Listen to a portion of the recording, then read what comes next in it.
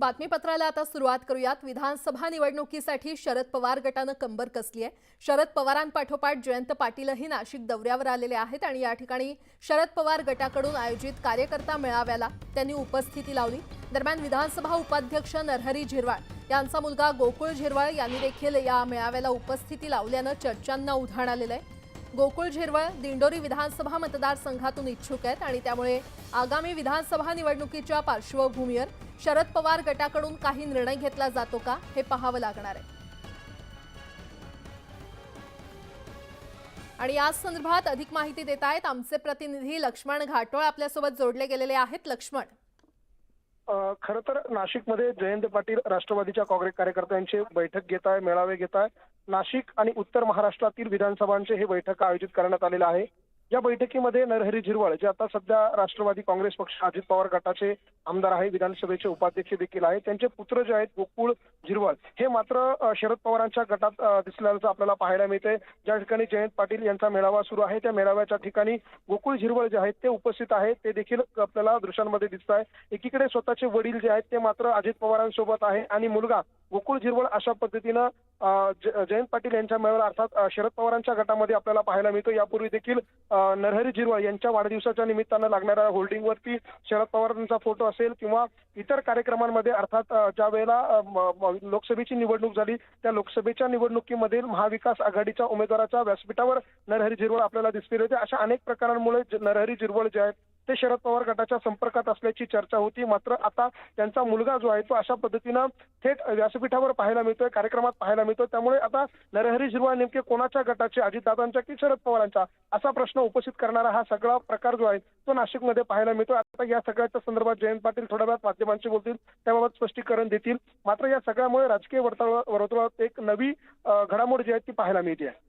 बरं लक्ष्मण, धन्यवाद या सविस्तर माहितीसाठी। दुधाला हमीभाव द्यावा यासाठी अहमदनगर जिल्ह्यातील शेतकऱ्यांनी पंजाब आणि हरियाणाचा पॅटर्न वापरत ट्रॅक्टर रॅलीद्वारे राज्य सरकारचं लक्ष वेधण्याचा प्रयत्न केलाय। या ट्रॅक्टर मार्चला दूध उत्पादकांनी उत्स्फूर्त प्रतिसाद दिला असून हजारो शेतकरी 500 ट्रॅक्टर घेऊन या मोर्चात सहभागी झाले। कोतुळ येथून संगमनेर प्रांत कार्यालयावर हा मोर्चा धडकणार आहे। 40 किलोमीटर अंतर कापत निघालेल्या मोर्चात शेकडो शेतकरी सहभागी झाले। एकीकडे देशाचा अर्थसंकल्प सादर होत असताना दुसरीकडे दूध उत्पादक शेतकरी दुधाला दर मिळावा याच्यासाठी आक्रमक झालेले दिसत आहेत। अहमदनगर जिल्ह्यामध्ये गेल्या अनेक दिवसांपासून आंदोलन सुरू आहे, मात्र सरकार दखल घेत नाहीये। त्यामुळे कुठेतरी आता ट्रॅक्टरची मोर्चा घेऊन शेतकरी प्रांत कार्यालयावरती निघालेले आहेत।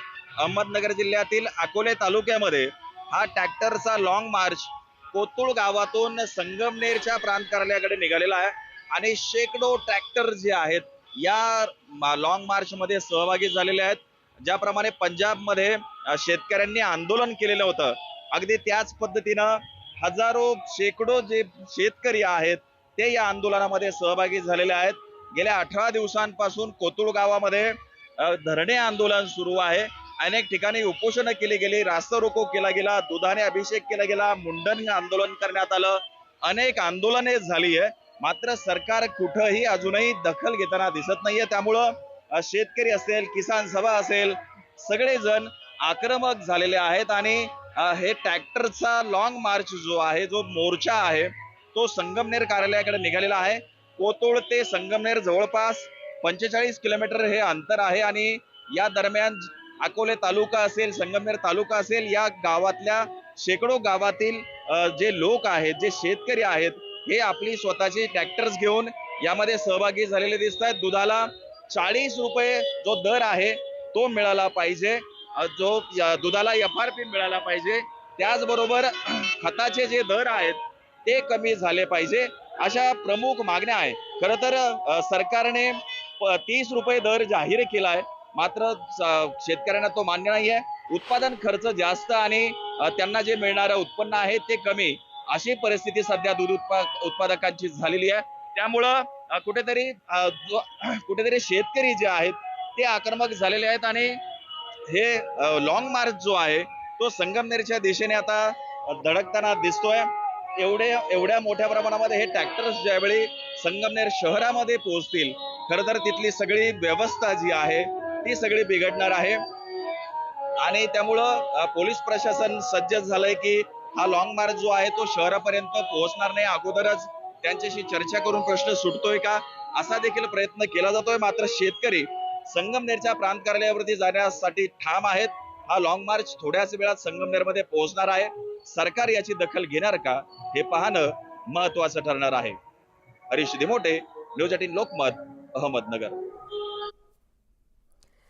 ससून रुग्णालयाचा आणखी एक भोंगळ कारभार समोर आलेला आहे। पुण्यातील ससून रुग्णालयातील डॉक्टर बेवारस रुग्णांवर उपचार करून रात्रीच्या वेळी निर्जनस्थळी सोडून येत असल्याचा व्हिडिओ समोर आलाय। वंचित बहुजन आघाडीचे कार्यकर्ते रितेश गायकवाड आणि दादासाहेब गायकवाड यांनी हा व्हिडिओ समोर आणलाय। ससून रुग्णालयातील डॉक्टर बेवारस रुग्णांना रात्री गुपचूप निर्जनस्थळी सोडून देत असल्याचा आरोप या दोघांनी केलाय। दादासाहेब गायकवाड हे रस्त्यावर बेवारस पडलेल्या जखमींना ससून रुग्णालयात दाखल करतात। 1.5 वर्षांपूर्वी अशाच एका बेवारस रुग्णाला त्यांनी ससूनमध्ये उपचारासाठी दाखल केलं होतं। मात्र दुसऱ्या दिवशीच गायकवाड त्या रुग्णाला पाहण्यासाठी गेले, मात्र तो रुग्ण गायब झाल्याचं त्यांच्या लक्षात आलं। या संदर्भात चौकशी केल्यावर त्या रुग्णाला रात्री डॉक्टर घेऊन गेले आणि परत आणलं नाही अशी माहिती त्यांना मिळाली होती। त्यानंतर हा सगळा प्रकार समोर आलाय। या प्रकरणी येरवडा पोलीस ठाण्यात गुन्हा दाखल करण्यात आलाय।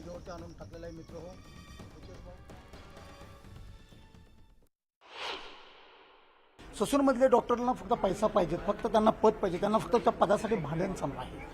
ससून काल रितेश भाऊ गायकवाडचा मला फोन आला 2:10 तेव्हा मी ज्या जागेवरती त्यांनी फेकून दिलेले होते त्या बाबांना टाकून दिलेलं होतं विसनवाडी पोलीस ठाण्याच्या पलीकडच्या साईडला आणि मनोरुग्णालयाच्या समोर जे वडाचं झाड आहे त्या जागेवरती अंधाऱ्या ह्याच्यामध्ये पूर्णपणे पब्लिकला दिसणार नाही अशा जागेवरती फेकून दिलेलं होतं। मूळ घटना जी आहे रितेश भाऊ गायकवाडला माहीत आहे, कारण रितेश भाऊ गायकवाडच्या आम्ही हा सापळा रचलेला आहे की आमच्या ससूनमध्ये जे पेशंट बेवारस आम्ही दाखल करतो ते ससूनमधनं गायब होतात आणि त्यांचं रेकॉर्ड चेक केलं असताना त्याच्यावरनं पळून गेलेले असे उल्लेख असतात। ज्यांना पायीच नाही, ज्यांना अपंग आहे, ज्यांना उठता बसता येत नाही, मग ते पळून जातील कसे?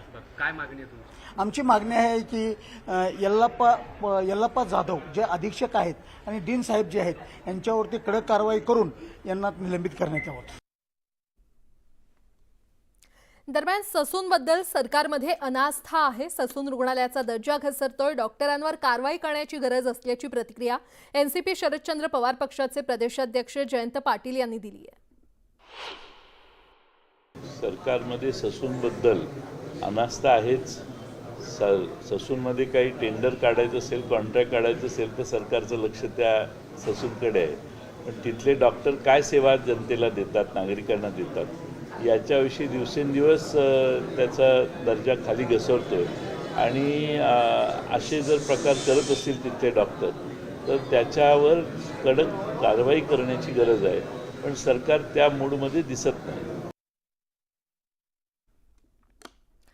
ससून रुग्णालयातील धक्कादायक कारभारानंतर रवींद्र धंगेकर यांनी टीका केलेली आहे। रुग्ण रस्त्यावर सोडून देणं हा प्रकार माणुसकीला काळीमा फासणारा असल्याचा हल्लाबोल त्यांनी केलेला आहे।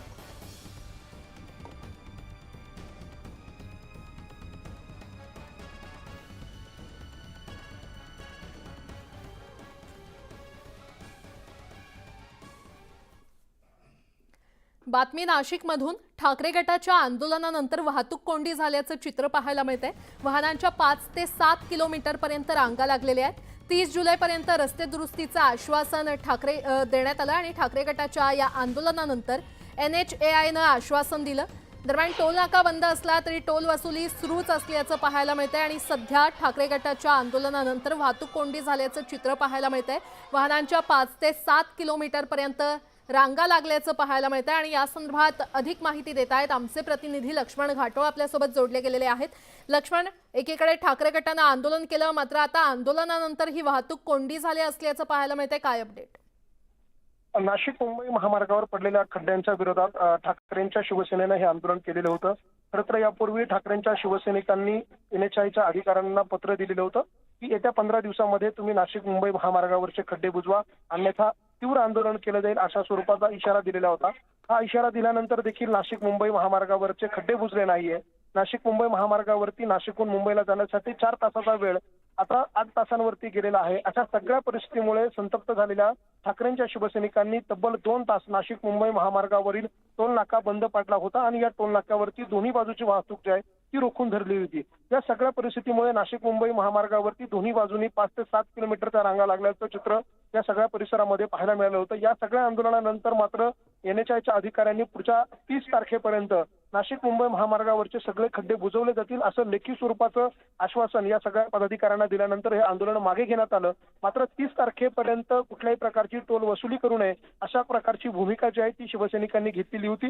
मात्र यावरती तोडगा म्हणून तात्पुरत्या स्वरूपामध्ये टोलवरनं वाहनं सोडली जात आहेत. कुठल्या प्रकारचा टोल न आकारता प्रत्यक्षामध्ये असं चित्र असलं तरी ज्या गाड्या या टोल नाक्यावरनं पास होत आहेत, टोल नाका सोडून पुढे जात आहेत, त्या वाहनांवरती मात्र स्कॅनिंग करून टोल वसूल केला जातोय. त्याचा अर्थच असा आहे की दाखवण्याची परिस्थिती वेगळी असली तरी देखील टोल वसुली मात्र कायम आहे. त्यामुळे शिवसैनिकांची दिशाभूल करणारी उत्तरं जी आहे ती टोल प्रशासनाकडनं देण्यात आलेली आहे. त्यामुळे पुन्हा एकदा हे आंदोलन जे आहे ते चिघळण्याची शक्यता वर्तवली जाते. सद्यस्थितीमध्ये वाहनं सोडली जात आहे, वाहतूक जी आहे ती सुरळीत करण्याचा प्रयत्न आहे. मात्र अशा पद्धतीने फसवणूक करणारं, दिशाभूल करणारं उत्तर जे आहे ते प्रशासनाकडनं मिळत असल्यामुळे शिवसैनिक पुन्हा एकदा आक्रमक होण्याची शक्यता निर्माण झाली आहे.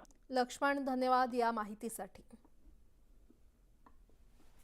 पुढची बातमी पाहूयात. मराठा आरक्षणासाठी उपोषणाला बसलेल्या मनोज जरांगे यांनी पुन्हा एकदा छगन भुजबळ आणि प्रवीण दरेकरांवर निशाणा साधलेला आहे. भुजबळ दरेकरांचं रक्त एक झालेलं दिसतंय. दोघांची भाषाही एक झाली आहे. फक्त माझं उपोषण संपू द्या, मी सगळ्यांचा हिशेब घेतो अशा शब्दात जरांगेंनी दोघांनाही थेट आव्हान दिलंय. तसंच मुख्यमंत्र्यांच्या मुदतवाढीच्या निर्णयाचं जरांगेंनी कौतुक करत आरक्षण द्यायला उशीर करू नका अशीही मागणी जरांगे पाटलांनी केलेली आहे.